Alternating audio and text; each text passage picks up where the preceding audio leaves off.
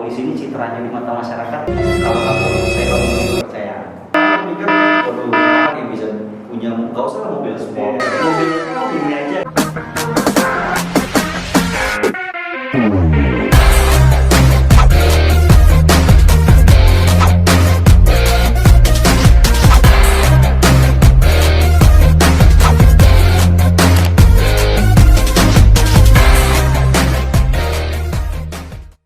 Assalamualaikum warahmatullahi wabarakatuh. Om Swastiastu. Clara. Mungkin di webinar kali ini kita ada tamu yang memang harus kita gali lebih dalam lagi dari konten kreatornya, dan mungkin ada hal-hal yang positif lain yang harus kita bahas. Ya. Dan tema kita hari ini adalah masa pandemi para wanita sibuk mendempul kulit. Nah, para pria sibuk mendempul karya. Penasaran siapa yang mau bintang tamu kita? Mana bersama bintang tamu kita? Iya, Nadia.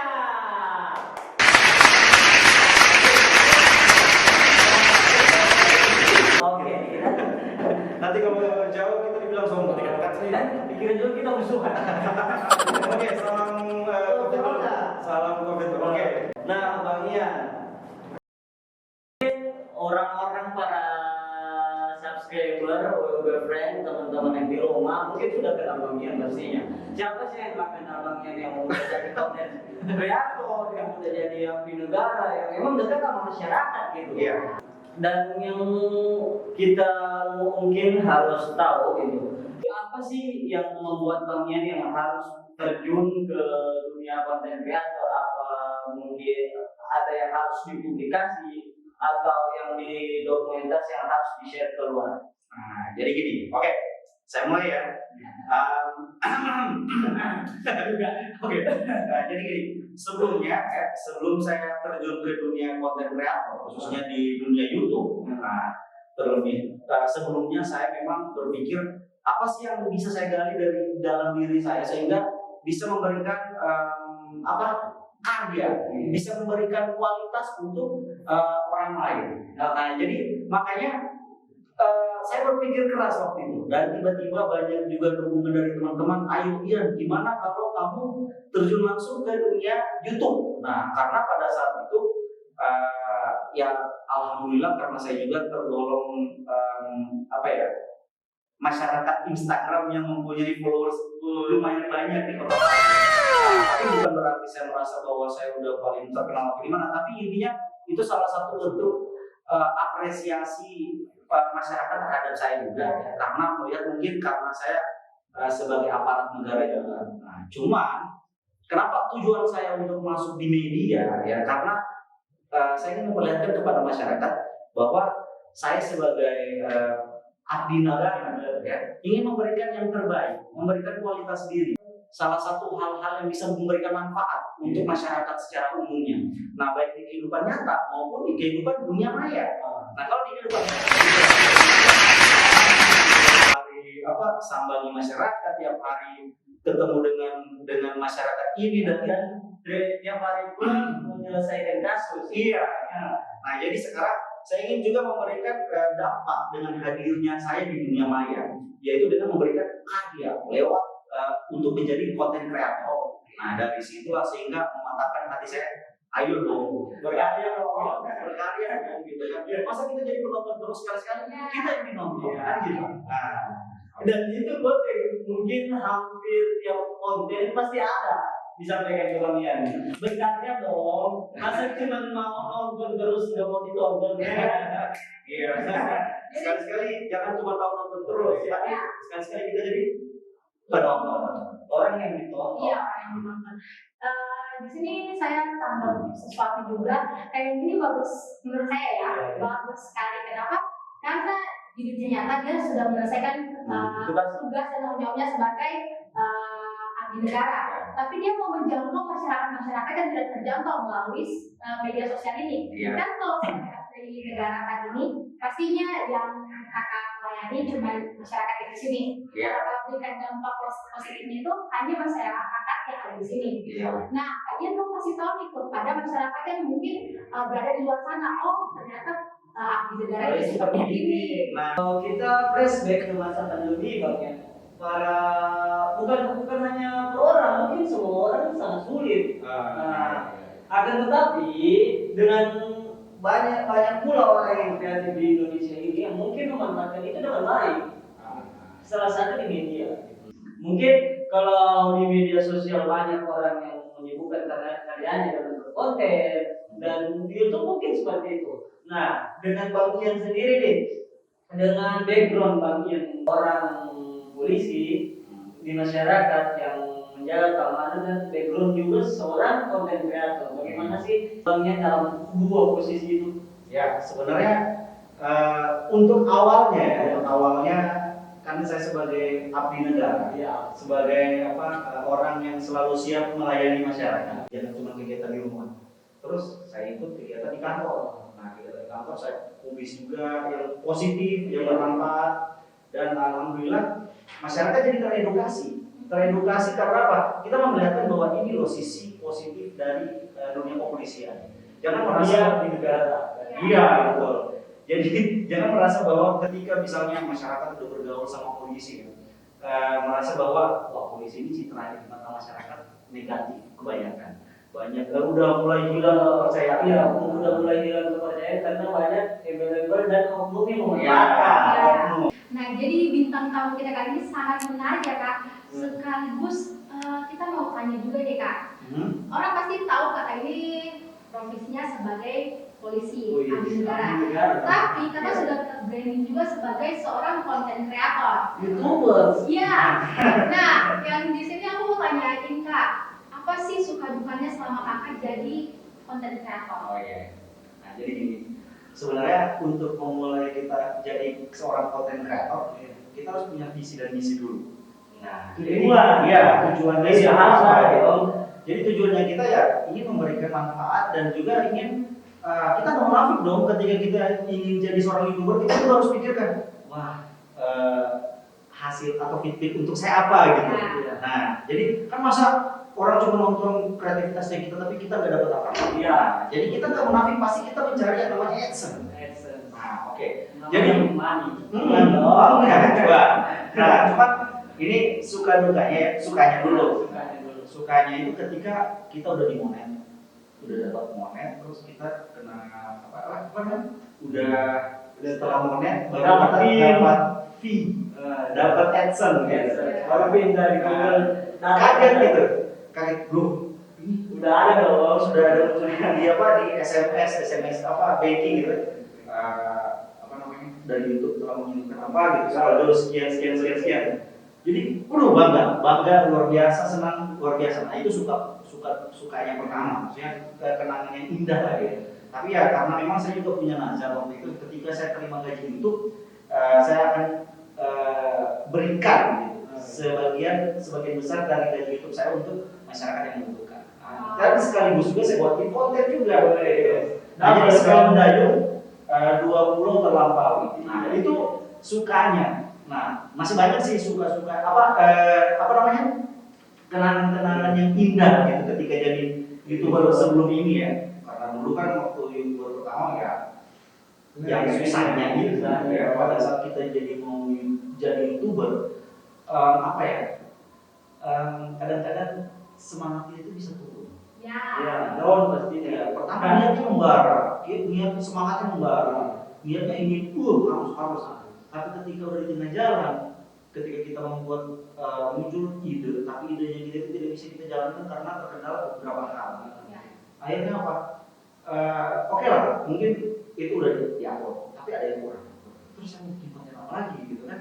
Nah akhirnya otak kita harus putar, terus kita harus berpikir keras. Akhirnya saya pernah karena saking mencari ide karena nggak dapat, akhirnya saya sakit kepala, sampai ke bawah dampaknya ke kesehatan saya sendiri karena saking kerasnya saya bekerja. Nah, karena gini Bang ya. Sebagai content creator YouTube itu yang kadang membuat kita lemah atau down untuk terus maju sebagai YouTuber itu mungkin karena kalau kita mulainya dari nol banget nih, bukan siapa-siapa nih. Iya. Nah, bukan siapa-siapa untuk mengejar monetnya itu waduh berat banget. Ada yang mungkin setahun belum dapat dapat. Iya. Kan gitu. Tapi kalau umpamanya beda dengan teman-teman artis gitu kan. Nah, mungkin mereka udah ada background lah, udah ada yang bisa mereka andalin lah gitu. Pas mereka terjun ke YouTube, itu dilihat kayak sangat instan banget gitu. Iya. Jadi kebanyakan gini, konten kreator ya, karena ini saya pengalaman awal saya juga. Saya merasa gini, kenapa sih ketika artis yang notabene dia nggak punya, mungkin sebelumnya dia cuma sekedar ikut-ikutan dengan artis yang lain sudah terjun ke dunia YouTube, tapi ketika dia terjun ke dunia YouTube, dia langsung mudah untuk monet, cepat untuk didapat adsense. Nah tapi kok tiba-tiba kita sebagai masyarakat biasa dia merasa kita juga bisa kok kayak artis vlog di rumah doang ya, hai guys ini kamar saya, ini apa saya segala macam, ini mobil saya. Tapi ketika di upload nggak ada yang nonton atau sangat berkurang, 1-2 kali aja dinonton. Itu karena kita merasa bahwa kita ini harus setara dengan artis. Nah, padahal sebenarnya konsepnya itu yang harus pola pikir kita harus ubah ketika ingin menjadi content creator. Pertama, kita jangan berpikirkan bahwa kita akan terkenal. Kedua, berkarya aja terus. Jangan putus asa. Karena gini, ketika seorang YouTuber itu akan nggak akan bisa berkembang apabila dia sudah memikirkan yang namanya keterkenaan. Karena gini loh, oke lah percaya diri wajar, tapi harus tahu diri. Misalnya kita begini, saya akan jadi YouTuber, saya pasti akan terkenal. Oke, percaya diri wajar, tapi kita harus tahu diri bahwa mau nggak kita. Nah, dari lain. Iya, kembali ke kita.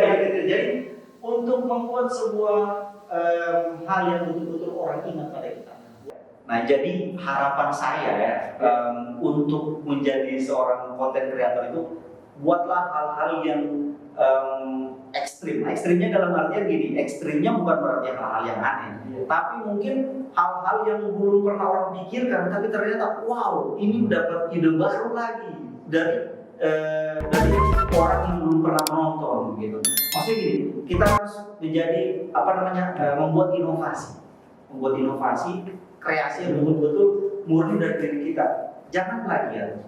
Akhirnya apa? Ketika orang udah tahu ini baru lagi dia buat. Akhirnya orang pada kepo. Kayak gimana sih modelnya? Kayak gimana? Apa sih yang dia lakuin? Dan yang kita lihat bersama teman-teman friend yang ada di rumah bahwa untuk terjun di dunia content creator itu sebenarnya tergantung dari keahlian kita apa, hobi kita apa. Bisa. Dan itu bisa dijadikan konten sebenarnya. Iya. Mungkin hobi nyanyi kali ya, hobi nyanyi ya kontennya nyanyi, cover lagu mungkin. Iya. Tapi Kak di sini saya dapat sebuah insight. Jadi kita sebagai content creator pasti butuh namanya penonton, kan? Yang kita cari sebelum kita mau monet atau kita mendapatkan misalnya hal-hal seperti cuan mungkin dari konten kita, pasti kita butuh membangun sebuah penonton dulu dari konten kita. Nah, saya mau tanya nih dari kakak, bagaimana kakak membangun penonton kakak untuk suka dengan video-video kakak? Apalagi kayak misalnya teman-teman di rumah mungkin ada konten kreator yang baru, yang masih pemula, yang mungkin penontonnya belum ada. Bagaimana dia mau bangun penonton ini dulu? Kan kalau artis ya sudahlah, dia sudah ada istilahnya, orang sudah kenal, sudah iya. Jadi tidak perlu lagi cari penonton, pasti penonton yang datang. Nah, bagaimana kita yang memang betul-betul dari nol orang yang biasa kita membangun penonton itu? Jadi gini, kalau satu saya bangun dulu kepercayaan. Nah, kepercayaan penonton untuk kita. Pertama gini, bukannya kita mengatakan bahwa oke penonton percayalah saya sudah. Tapi intinya gini, bagaimana caranya kita ketika kita bergaul dengan di kehidupan nyata, ketika kita kenal dengan orang, kan nggak mungkin kita langsung kenal percaya dong saya. Kasih orang pertama, ketika kita ngomong langsung orang percaya karena apa? Kita belum kenal dia, tapi dia tetap percaya, tapi percayanya udah 100%. Nah, bagaimana caranya sampai 100%? Nah, kita buatlah sebuah penjelasan. Terus jangan cuma berkuar-kuar, tapi berikan bukti juga. Misalnya, oke guys, kali ini saya akan membuat sebuah alat yang bisa membuat orang jadi gembira, kan? Contoh. Nah, tapi jangan cuma ngomong doang, tapi saya buktikan dulu. Buktikan dulu. Prosesnya seperti ini guys. Walaupun mungkin ketika dalam satu video itu kita langsung harus jadi langsung finishing. Ya. Misalnya alat itu langsung jadi enggak, tapi kita buat bertahap. Secara prosesnya karena begini, penonton itu lebih simpatik terhadap sebuah proses daripada hasil. Karena hasil sekali dilihat udah selesai. Benar. Tapi kalau proses, orang akan nonton terus, penasaran. Sampai akhirnya ketika jadi, akhirnya apa? Oh, saya percaya dia, karena dia udah membuat sesuatu hal yang apa yang diungkapkan sebelumnya. Ya, apa yang diungkapkan sebelumnya, dia praktekkan dan dia buktikan. Sehingga kalau muncullah trust, muncullah kepercayaan. Nah, gitu teman-teman WWF yang ada di rumah gitu, yang ingin mulai YouTube berkonten kreator, ya mulai dari sekarang tetap mulai aja dulu, ikuti prosesnya gitu. Ya, jangan putus asa Jangan pantang menyerah. Iya. Penontonnya masih 10, ya jangan deh lagi. Lanjut terus itu. Nah, Bang Ian, bukan hanya background sebagai content creator dan seorang abdi negara pastinya. Yang kita lihat dan kita lirik dari Bang Ian ini sebenarnya juga seorang yang suka berkarya. Gitu. Nah, terbukti lah pada masa pandemi kemarin, Bang Ian bisa merubah habis mobil yang sangat buluk mungkin menjadi mobil sport gitu. Wow.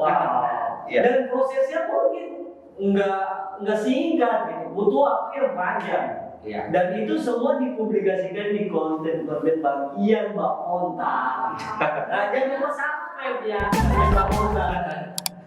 Ya, jadi sebenarnya sebelumnya saya belum ada kepikiran untuk membuat karya bagi saya karya gila seperti itu, karena di satu sisi gila.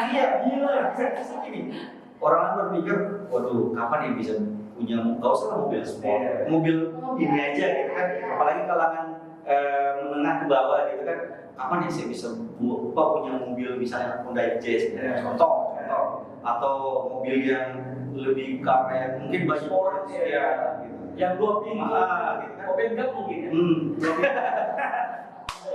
Oke, nah jadi sehingga muncul ide-ide gila saya. Gimana sih kalau saya buat sebuah inovasi yang belum pernah dibuat oleh youtuber lain, tapi saya kemas dengan cara bertahap itu akhirnya ketika orang prosesnya sehingga orang penasaran.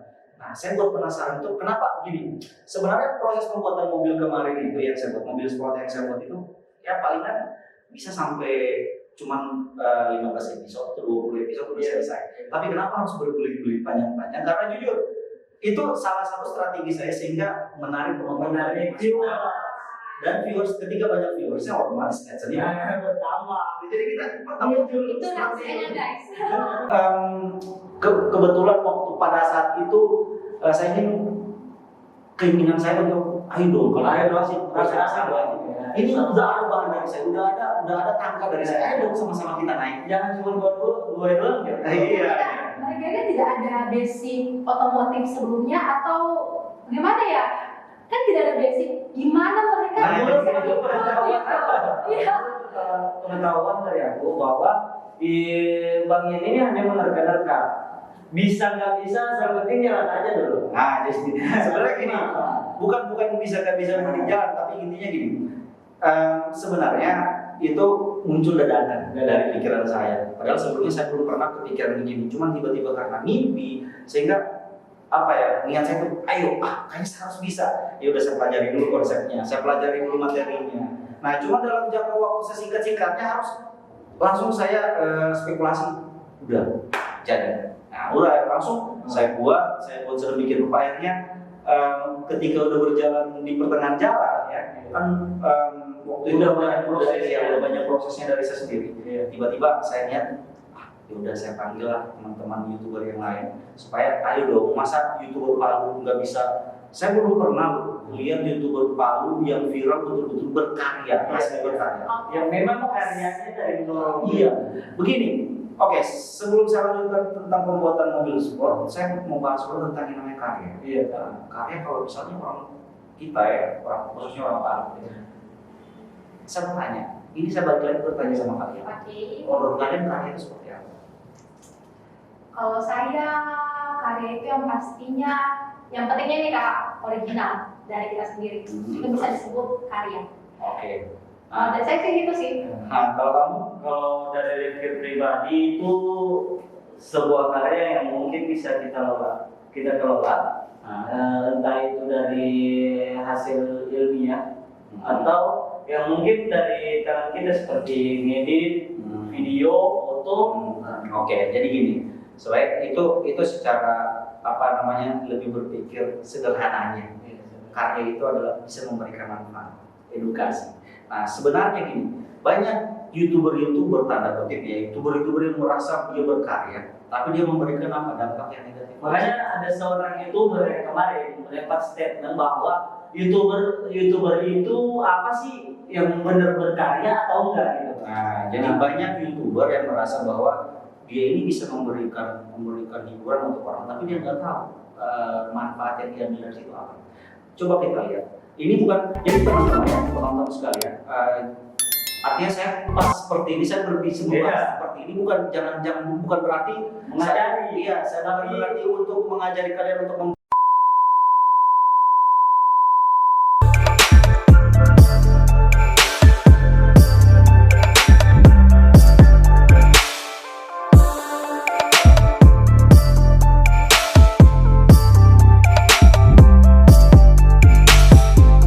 saya kan tiap hari ngelas tuh. Oh no. Itu saya dipanggil ke sini. Iya. Saya kaget. Hal-hal yang mungkin yang belum kita bahas di sini.